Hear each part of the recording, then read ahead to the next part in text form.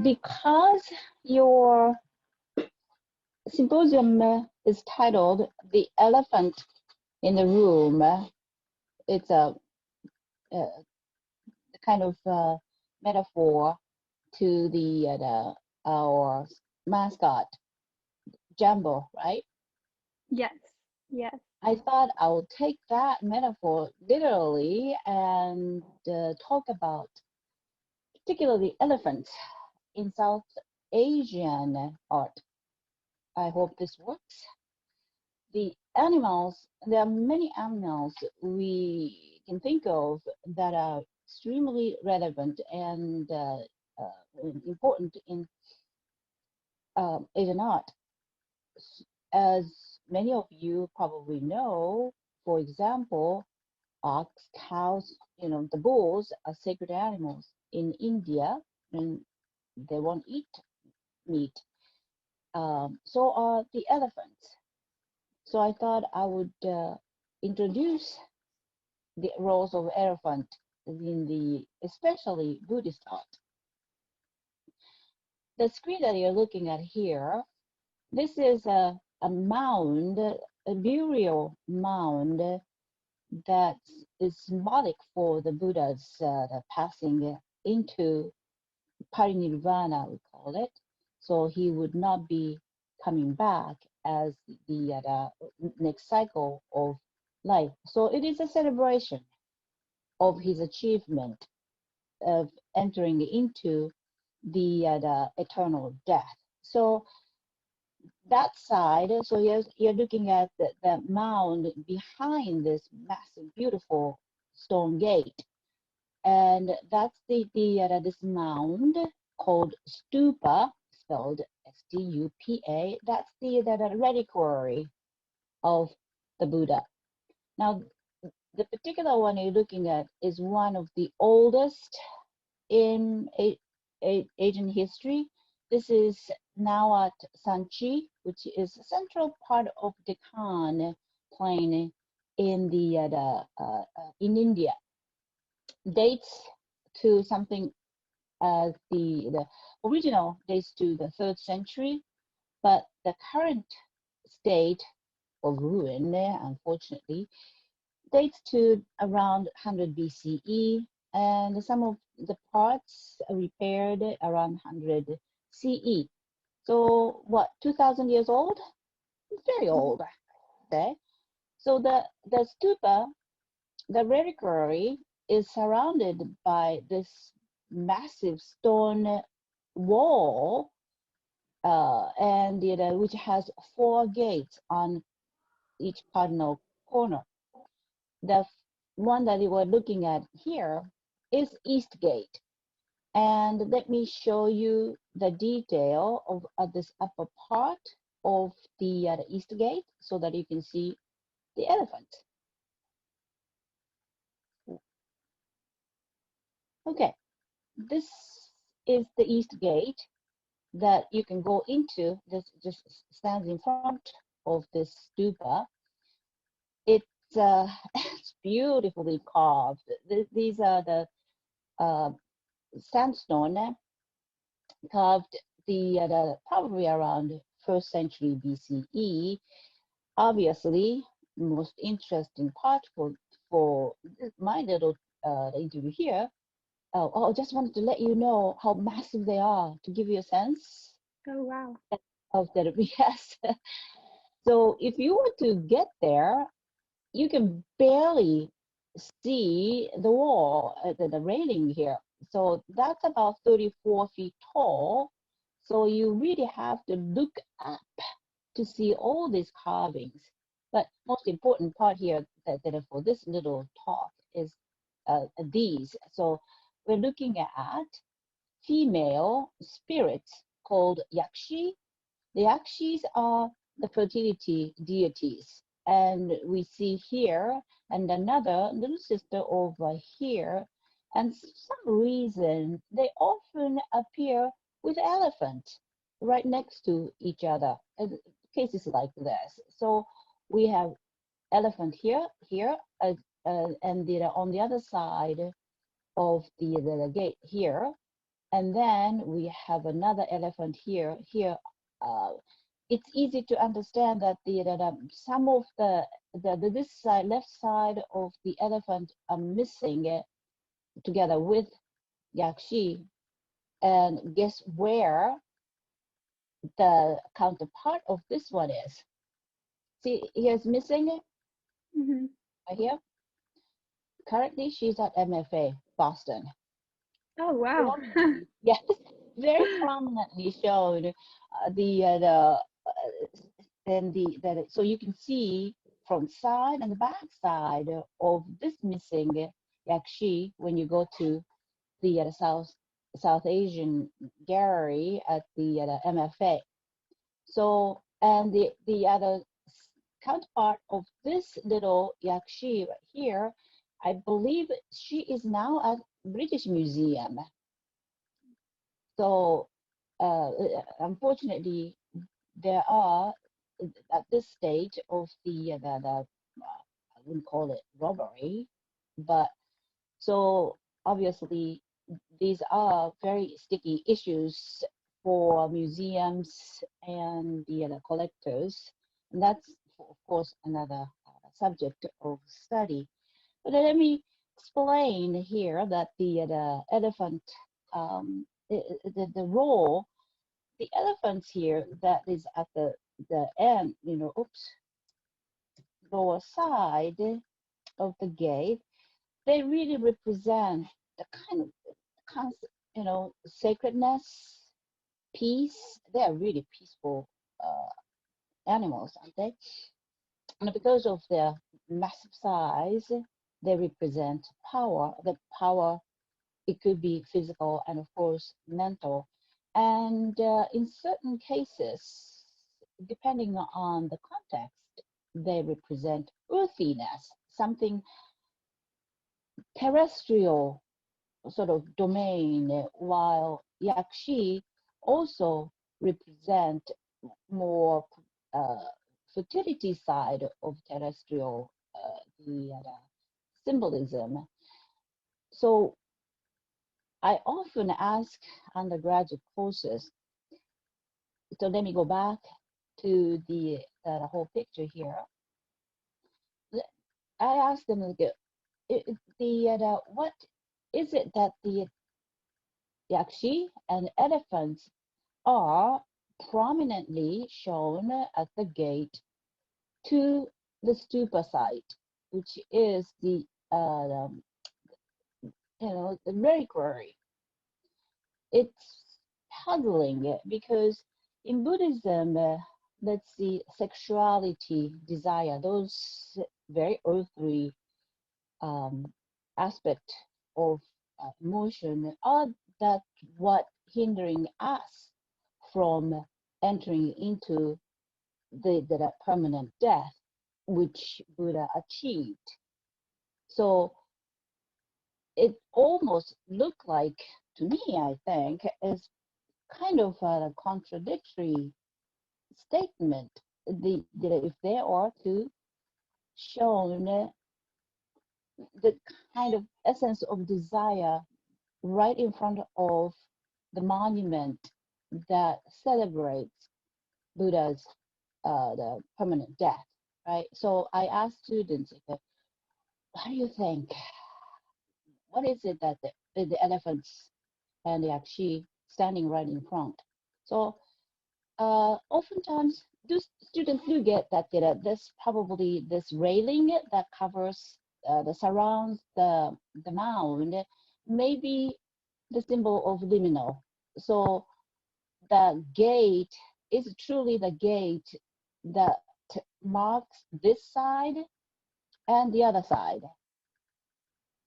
of spirituality. So if you're Mm-hmm. standing right here, looking at these very earthly objects, then you're really still ground in this side of the material desire, sexual desire, and so it is to remind perhaps that we need to move beyond these very attractive beings. So I the elephants do help us understand how the life is about, material this side of the world.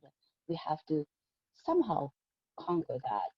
And elephants also appear more with their specific context. That's what I'm going to move on next. Do you have any questions? I'm just chatting. Yeah, is that No, I okay? think yeah, I think that's super interesting with the elephant and it being in front of a reliquary. I think that's a really interesting Yeah, idea. it has puzzled me many years, and so that's my hypothesis. Now, if the next slide that I'm going to show you actually appears right around here, which is the inside of this vertical column of this gate. Okay, so I don't know if you can see right here. Okay, so Mhm. that's the internal inside face of the square pillar of East Gate. What I'm interested here is the top scene right here. That's the detail that I'm showing you. Okay. Okay, we have an elephant on the roof. That's what I uh, titled my Oh talk yeah. here, right? So, elephant is appearing on the roof of the palace where this the queen, her name is Queen Maya, is lying on bed. She's asleep, dreaming. Queen Maya, this beautiful woman here, is the mother of future Buddha, historical Buddha that we call Shakyamuni. And she is having a dream that in which the white elephant have appeared in her dream. That's unfortunately we can't see the color, but that's a white elephant appeared in her dream and with his long trunk touched the side of the queen. So right here, okay? So that's when she had the conceived a child. So of course, virgin conception is nothing new, right? In the Christian story that happens. But this is far more physical, I think, and far more interesting that an elephant is what impregnated the queen from the side. And because of this choreography of the conception from the side, when Queen Maya gives birth to a baby who is going to be the Buddha, she gives the baby gives birth from the side. Oh wow. So in other the depictions, so when you see a woman going like this, a little head of the baby coming out, that's always Queen Maya. Oh. So they kept this I call it choreography. What can I say? Right? Fascinating story. But in any event, the so here elephant takes a prominent role to announce the coming of the historical Buddha Shakyamuni, and the so that's this story is so famous that the images such as this appear in many places, not just here, but from another stupa sites. So this is just one example, and beautifully done. I think these servants peeking out of through the castle, and the servants here. Another one. This is where you see at the top, very close to Buddha's the right into Buddha's reliquary. So Buddha can be what represented in the elephant like this, that there are many stories that includes elephant in the Buddhist stories. That's what I'm going to move on next. Is that okay? This is okay? Okay. So here's another example that uses elephant in Buddhist art. You're looking at the gate transept architrave in that goes into the the same Sanchi Stupa site. But you're looking, in fact, from the Stupa site, looking outward. So that's why you do not see the mound behind it. So the gates were carved both inside and outside. This is the internal side. Uses entire space of a long architrave. This depicts the story of Chandata. That's a name of a particular elephant who has 6 tusks, 3 on each side. So obviously, this is a special, very special among the herd of elephants.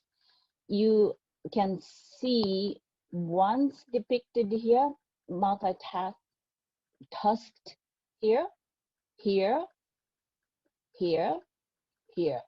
Okay, so Chandata is depicted 1, 2, 3, 4 times, 4 different scenes, and this depicts the story when Buddha was born as 6-tusked elephant many lives ago. So Buddhist story, there are many stories of the Buddha who was born as sometimes deer, sometimes monkey, sometimes elephant. So series of births is an important part of Buddhist education, and that series of stories as the Buddha takes is called a genre called Jataka. So this is called Chandata Jataka.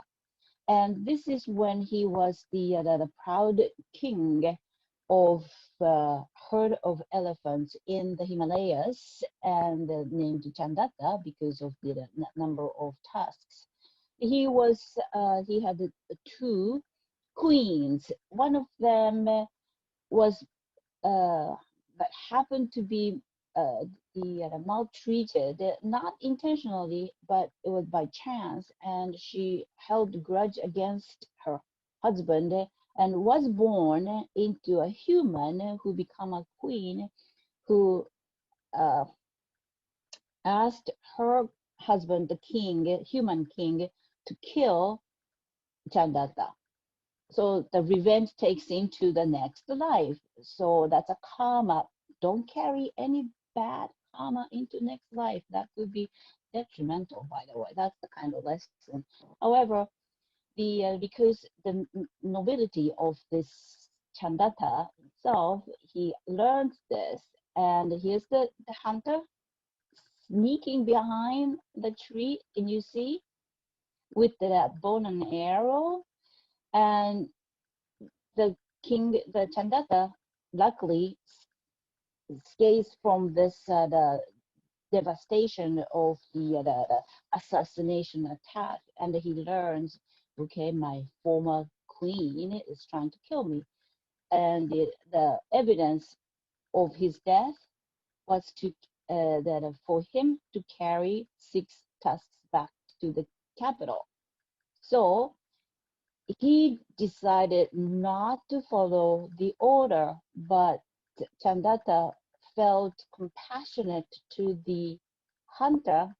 He himself, using trunk, and saw off the trunk, 6 of them, and gave them to him so that he could safely go back to the capital. So it's kind of what a moral lesson, right? The lesson is that, don't hold grudge against the anyone. Hatred, anger, those are the only enemy that would keep you from turning, entering into the nirvana. So that's the kind of lesson. In any event, so this type of the mini moral lesson stories, it sounds like almost kind of what Aesop stories filled with Buddhist art. So this is something, by the way, if I may be so bold to advertise my class, that's going to be handled in the seminar, which you'll be joining. I hope, right? Yes, I So am. I'm very excited. little bit of little bit of preview, and so obviously animals take great part in Buddhist education. That something like this, which the elephant can take a main role of the story, or the kind of secondary story like a Maya, or monkeys could take a prominent role such as this. I won't go into the detail, but the Buddha was born as the monkey king. A similar moral story happens. Or monkey can be also subsidiary, sort of takes the secondary role. I wanted to end my talk here, interview here, with this. I love this monkey. You know, this is the scene that shows the people come to pay respect, tribute to the symbolic representation of the Buddha, symbolized by a tree and empty throne. People uh, paying respect, making obeisance to the Buddha. Even monkeys bring tributes. This monkey is bringing honey to the Buddha, and this one empty-handed but muscled to escort this monkey. I love this one. So I thought, we'll have a fun class looking at some of the animals such as these in the seminar, Asian seminar in the spring semester. Great. It was interesting seeing how the elephant can embody so many different, I guess, traits that you want to live up to, not only like for fertility you want, and then also just peace and power and strength, moral strength. It's fascinating. Great. Okay. Well, thank you so much. You're welcome. I hope